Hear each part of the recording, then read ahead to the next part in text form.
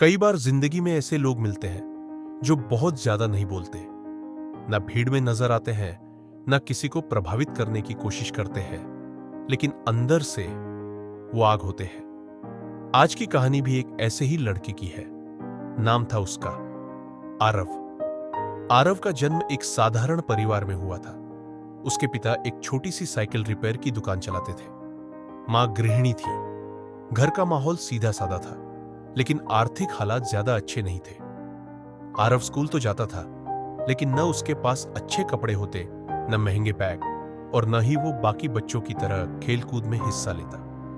वो हमेशा क्लास में सबसे आखिरी बेंच पर बैठता, चुपचाप। कुछ बच्चे उसे गूंगा, बोरिंग और अजीब कहकर बुलाते थे। टीचर तक कहते, आरव, तुम्हें अपनी जिंदगी सुधारनी चाहिए, वरना कुछ नहीं बन पाओगे। लेकिन किसी को नहीं पता था कि इस चुपचाप से लड़के के अंदर एक बहुत बड़ा सपना पल रहा है। आरव को बचपन से ही मशीनों से प्यार था। वो टूटी हुई घड़ियां, पुरानी बैटरियां, कबाड़ में पड़ी चीजें इकट्ठा करता और उन्हें जोड़कर कुछ न कुछ नया बनाने की कोशिश करता। मगर उसके पास न सही औजार थे, न कोई गाइड करने वाला। घर पर कई बार डांट भी पड़ती। पापा कहते, इन फालतू चीजों में क्यों समय खराब करता है, पढ़ाई कर, नहीं तो दुकान पर बैठना पड़ेगा जिंदगी भर। लेकिन आरव का मन वहीं लगता था। वो दिन भर स्कूल जाता, शाम को पापा की दुकान में हाथ बटाता, और रात को जब सब सो जाते तो वो एक छोटा सा बल्ब जलाकर अपने छोटे से सपनों पर काम करता। कई बार बिजली के झटके लगे, कई बार हाथों में चोटें आई, कभी कभी हंसी भी उड़ती। क्या कर लेगा ये कबाड़ी? पर आरव नहीं रुका। वो इंटरनेट कैफे जाकर पुराने मशीनों के वीडियो देखता, सस्ती किताबें खरीदकर पढ़ता और हर दिन कुछ न कुछ नया सीखने की कोशिश करता।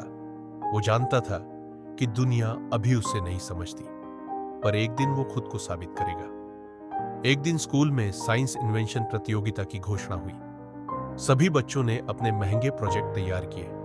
किसी ने स्मार्ट घर बनाया, किसी ने रोबोट। कोई आरव से उम्मीद नहीं कर रहा था। टीचर तक ने कहा, तुम भाग ले भी लोगे तो क्या बना लोगे? लेकिन आरव चुप था, क्योंकि वो बना रहा था कुछ ऐसा जो किसी ने सोचा भी नहीं था। उसने कबाड़ से एक ऐसी मशीन बनाई जो प्लास्टिक को रिसाइकल करके ईंट बना सकती थी। उसने बताया कि ये मशीन गरीब इलाकों में मकान बनाने में सस्ती ईंटें तैयार कर सकती है और साथ ही कचरे को भी खत्म कर सकती है। सभी जज चौंक गए। प्रिंसिपल खड़े होकर ताली बजाने लगे, और वहीं क्लास के वही बच्चे जो उसे नाकारा कहते थे, अब उसकी तारीफों के पुल बांध रहे थे।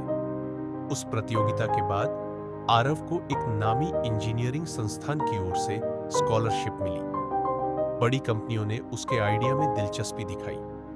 सरकार ने उसके मॉडल को कई जगहों पर ट्रायल के लिए चुना, और आज वही आरव देश के युवा इनोवेटर्स में गिना जाता है। उसने गांवों के लिए सस्ती मशीनें बनाई है जो रोजगार भी देती है और पर्यावरण की रक्षा भी करती है। इस कहानी से हमें यह सीख मिलती है कि हर चुप रहने वाला इंसान कमजोर नहीं होता। जो खामोशी में जलता है वही एक दिन दुनिया को रोशन करता है। अगर सपना सच्चा हो और इरादा मजबूत, तो न साधन की कमी रोकेगी, न लोगों की बातें।